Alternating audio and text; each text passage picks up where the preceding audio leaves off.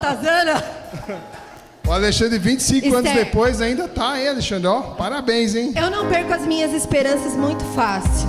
Você escolheu mal. Lembra de aquele não lavou a louça pra você? É esse dia hoje.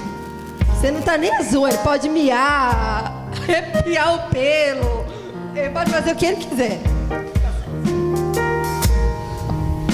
Então seja um gatão, velho. Gato charmoso.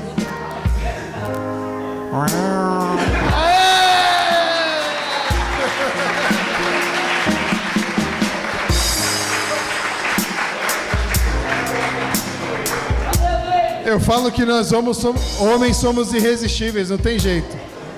Irresistíveis, ó. Só olhar pra carinha de vocês dá pra perceber que no primeiro miadinho já, ó. Não adiantava você escolher outra, porque nós homens somos irresistíveis. Você quer tentar miar depois de 17 anos? Eu vou ter que representar a classe feminina, né? Fazer que nem o... Miau.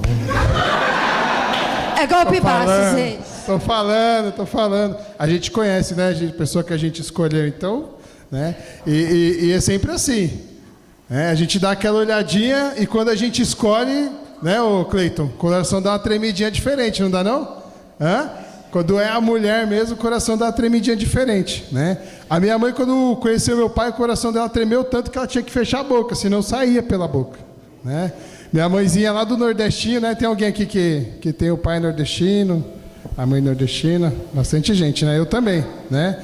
Glória a Deus pelo Nordeste lá do país, né? Então a minha mãe é de lá de cima, lá da terrinha, né? Meu pai também. E meu pai deu uma miadinha só, minha mãe já, já deu aquela risadinha e já foi embora, né? A minha mãe casou-se com meu pai, ela tinha 15 anos, né? Bem novinha, né? Bem novinha. Hoje em dia a gente tem os filhos, aí eu tenho uma, né? E com 15 anos a gente já quer proteger e tal, mas, né? Minha mãe casou com 15 anos, então maturidade nenhuma para o relacionamento, né? Mas não foi assim, né? Aquela coisa de Cinderela, né? Para vocês terem ideia, quando meu pai conheceu minha mãe, eles fugiram, porque a minha mãe não aceitava, assim como a gente, né? Imagina, 15 anos, está muito jovem e tal, não tem como fazer nada. Então ela fugiu, né? Foi para casa do meu pai, e naquela época, se você dormisse uma noite fora de casa, tinha que casar, né? Não é como hoje que a gente, né, os jovens aprontam e ficam fora de casa por vários dias e não acontece nada. Naquela época tinha que casar, né? Então minha mãe casou-se com meu pai, ele era um pouquinho mais velho que ela, e vieram para São Paulo. Aí foi onde nasceu eu. Primeiro, eu sou o filho mais velho. Hoje somos em 4 na minha casa, né? Somos 3 homens e uma mulher. E meu pai, ele, quando chegou aqui em São Paulo, naquela época, em 79, oportunidades eram muito boas de trabalho, né? Então ele trabalhava bastante, né? Tinha uma remuneração boa, e ele conseguiu acumular alguma coisa, né? E eu era de bebezinho, eles pegaram e voltaram, porque antigamente os nordestinos, eles vinham muito para São Paulo para tentar conseguir alguma coisa, e assim que eles achavam que tinha conseguido, eles voltavam. Eu tenho certeza que vocês, na família de vocês, deve ter acontecido isso também, né? Só que o meu pai, ele nunca teve uma vida equilibrada, né? Ele conseguia as coisas, mas a partir do momento que ele conseguia, ele também perdia. Porque meu pai, ele tinha vício de bebida, né? Meu pai tem vício de jogos. Então ele não conseguia dar continuidade à vida dele. Ele sempre juntava e perdia. Então o que ele tinha conseguido aqui em alguns anos de trabalho, ele perdeu lá em questão de meses. E aí o que acontece? Vamos voltar de novo para São Paulo, né? E aí quando ele volta de novo para cá, já não tinha mais onde morar, não tinha mais estabilidade nenhuma. Meus irmãos foram nascendo e nós fomos viver num quarto que era alugado em uma pensão, né? Eu não sei se vocês conhecem alguém ou já conheceram uma pensão. Hoje em dia é um pouco incomum, né? Mas uma pensão aluga-se um quarto e mora-se ali, né, todo tipo de pessoas, né, pessoas de toda índole. E lá não era diferente, lá onde nós morávamos. Então a gente via de tudo, né? Tinham lá criminosos, mulher que se prostituíam, pessoas que não trabalhavam e ficavam o dia inteiro no vício do jogo, da bebida. Então era um ambiente que não ajudava meu pai, né? Era um ambiente que levava ele cada vez mais a fazer aquelas coisas que acabavam com ele, né? E nós fomos crescendo ali naquele ambiente, onde a gente via brigas, a gente via relações homossexuais, a gente via cenas de sexo entre as pessoas. E isso era, né, pequenininho, tinha 4, 5 anos. E meus irmãos também, todos pequenos, né?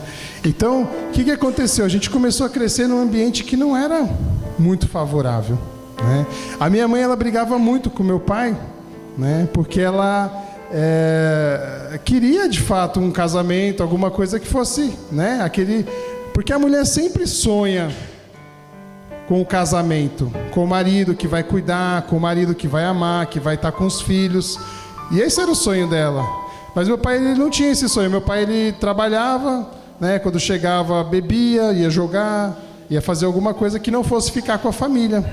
Então eles tinham muito conflito, né? E um dia, em desespero, minha mãe saiu andando pela rua, né, procurando alguma coisa que mudasse o casamento dela, né?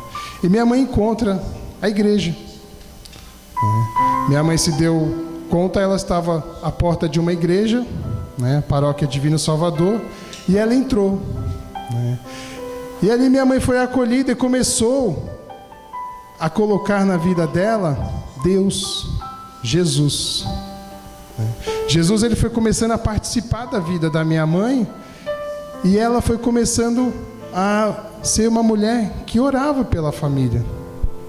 Então a lembrança que eu tenho da minha mãe era de uma mulher que estava rezando. A lembrança que eu tenho da minha mãe era uma mulher que estava sempre nos mostrando que o caminho certo era o caminho com Jesus. E as coisas começaram a acontecer na nossa casa, né? A gente conseguiu mudar, a gente conseguiu ir para outra casa, e as coisas foram melhorando. Só que para o meu pai continuava a mesma coisa, né? Durante a infância, eu passei por uma situação de abuso, né, de uma mulher. Uma mulher, ela, lá onde morávamos ainda, ela de vez em quando pegava alguns meninos, né, e abusava ali daqueles meninos. Inclusive, né, eu estava no meio. Então eu comecei a perceber que na vida tudo girava em torno da sexualidade, porque eu morava num local onde via relações homossexuais ou relacionamento de traição, né? Homens que não eram fiéis, e tudo girava em torno da sexualidade. Quando mudamos, eu achei que aquilo ia acabar dentro da minha casa, mas não acabou, porque a minha família permitia que acontecesse de uma outra forma, né? A influência da minha família dentro de casa era de uma forma tão negativa que a educação que a gente recebia dos tios era de namorar, né? De namorar e começar a despertar para o sexo, começar a despertar para uma vida sexual, né? Eu não sei como que é na sua casa hoje. Eu não sei como que é lá dentro da sua casa, o relacionamento que você tem. Quem aqui é pai? Levanta a mão aqui. Quem já é pai, né? Quem não é pai ainda, mas é tio? Eu não sei como que é o relacionamento lá dentro da sua casa, mas muitas vezes as coisas se começam a perder dentro de casa. Sabe por quê? Porque a gente não presta atenção o que nós estamos ensinando para os nossos filhos, ou o que nós estamos deixando as pessoas que são próximas ensinar para os nossos filhos. Não é verdade?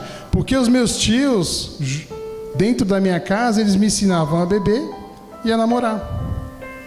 Então a gente ia crescendo numa situação que a gente queria, né, queria namorar, queria beijar, queria fazer sexo. Então, imagina, com 15 anos, você com tudo isso na cabeça, né? A gente era uma bomba sexual a ponto de explodir, tá?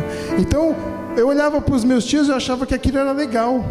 Eu olhava para o meu pai e eu achava aquilo legal, porque o meu pai também tinha uma vida de traições, uma vida de sair à noite e não voltar para casa. Então a gente começa a achar que tudo isso é certo. Então eu penso assim, qual que é o exemplo que nós damos para os nossos filhos hoje? Qual o exemplo que eu, como pai, dou para o meu filho? Qual o exemplo que eu, como tio, dou para o meu sobrinho? Porque muitas vezes é esse exemplo que ele vai seguir. É isso que ele vai achar que está certo. Então, dentro da minha casa, eu achava que podia tudo, né? Podia tudo. Dentro da minha casa, tinham festas da hora. Eu não sei como que é uma festa lá na sua casa, mas lá na minha casa, as festas tinham muita bebida. Muita bebida. Podia acontecer de tudo na festa, menos acabar a bebida. Menos acabar a bebida. E meus irmãos, amados, o ambiente onde tem muita bebida, sempre acontece alguma coisa errada. Talvez a gente não preste atenção, talvez a gente ache que não, né? Mas acontece. E dentro da minha casa, ninguém se drogava, né? Ninguém se drogava, ninguém roubava, ninguém matava, mas a gente tinha uma vida assim, sexual totalmente bagunçada, né? Dentro da minha casa não existia respeito. Para vocês terem ideia, chegamos à situação de eu próprio ter uma vida sexual ativa com a minha própria tia. Não é verdade? Chegou ao ponto de a minha mãe descobrir que o meu tio assediava a minha própria irmã. Amado, isso é um ambiente familiar? Você acha que isso é um ambiente familiar? Você acha isso um ambiente familiar? Alguém acha que isso está certo? Não, não está certo. Hoje em dia a gente olha para as famílias assim e pergunta, né? O que está acontecendo com as famílias? Que as famílias estão acabando. Mas a gente não presta atenção no que a gente permite que entre na nossa casa. Dentro da minha casa eu só vi uma pessoa rezando, a minha mãe. Tudo o que acontecia eu via ela rezando. Uma vez entraram na minha casa, roubaram a minha casa, reviraram toda a minha casa, só tinha eu e minha mãe. Eu não acordei durante o assalto. A minha mãe, durante todo o assalto, rezava. O cara armado com a arma na cabeça dela, roubando a casa e ela rezando. Quando meu pai saía à noite para passar as noites fora de casa, minha mãe ficava rezando e chorando. Tudo que acontecia dentro de casa, eu via minha mãe rezando. Quando faltava alguma coisa dentro de casa, minha mãe rezava.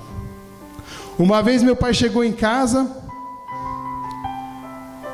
colocou a mão no bolso, né? Ele tinha recebido o pagamento aquele dia.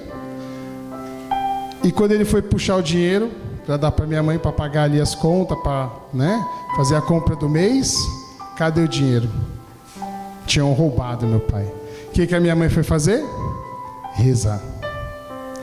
Então eu só via minha mãe rezando todo o tempo. Todo o tempo.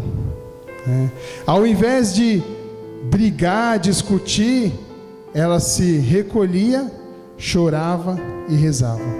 Eu sei que muitas vezes você, mulher, passou por situações dentro da sua casa que você se sentia sozinha.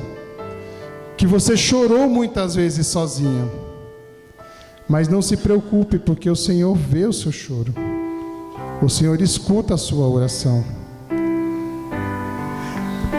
Quando eu cheguei numa idade de 17 para 18 anos, eu comecei a colocar para fora tudo aquilo que eu tinha absorvido. Então eu não parava. Eu saía de segunda a segunda para curtir as baladas, e as baladas sempre terminavam. Aonde que termina a balada de um homem desregrado? No motel. Eram assim as minhas noites. E meus amados, eu garanto para vocês, isso é horrível. Garanto por vocês porque experimentei. E nunca cheguei em casa pela manhã com o coração alegre. Sempre, cada vez mais vazio. Porque as mulheres que eu passava a noite nunca me preenchiam. Cada vez mais que eu me entregava a essa vida de bebida, de sexualidade, eu acabava mais comigo mesmo. A palavra do Senhor diz que o homem entregue à prostituição não vale nada. Ele vira um pasto de podridão. Eu estava virando um pasto de podridão. Mas aí você vai dizer para mim assim, não, mas eu nunca fiz isso. Eu nunca fiz isso. Aí eu digo para você, muitas vezes, meus amigos, os homens principalmente, nós colocamos as mulheres a se perderem. Porque o nosso desejo não é pela pessoa, é apenas pelo ato. Então toda vez que nós desejamos o ato, nós estamos fazendo mal para aquela pessoa, porque